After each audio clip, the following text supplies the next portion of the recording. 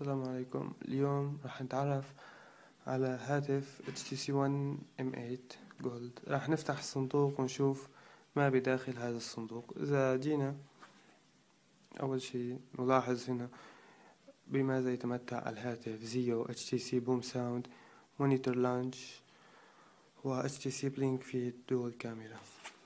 في الحقيقة في الخلف لدينا بلاتفورم أندرويد with HTC Sense، HTC Blink Feed، نظام 444 كيت كات قابل للتحديث إلى الليلي بوب، معالج كوالكوم سناب دراجون 801 2.5 جيجا هرتز، سيم نانو سيم، ميموري 16 و32 قابل للتوسيع إلى 128 جيجا بايت عن طريق الميكرو اس دي. ديسبلاي شاشة 5 إنش. لدينا الكاميرا 4 ميجا بكسل ولكن بميزة الألترا بكسل. هلا الحقيقة عنا هذا الجهاز نسخة 16 جولد. إذا أتينا فتح الصندوق، بطاقة ضمان تابعة لشركة الاتصالات. هذا هو الهاتف باللون الجولد أو الذهبي، سنعود إليه لاحقا. دعونا نشاهد ما في الداخل. لدينا هنا شاحن أدابتر حسب كل بلد ونوع الشاحن اللي يأتي معها. سماعات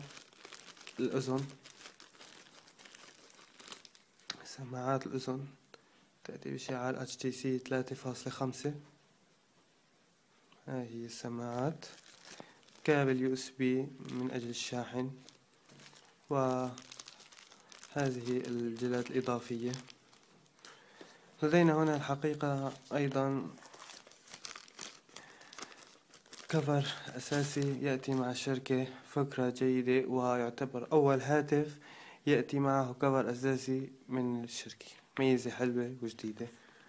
ملصقات وشروحات عن الهاتف.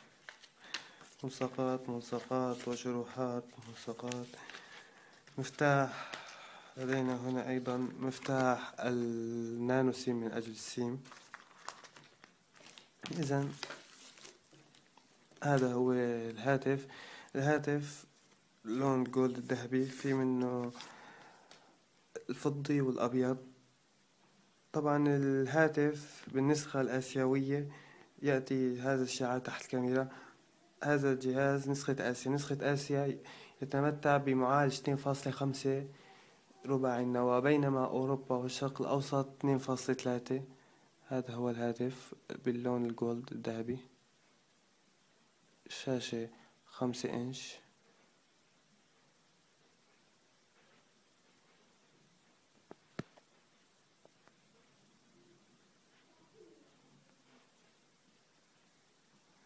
رح نشغل الجهاز نشوف شو رح يعرض.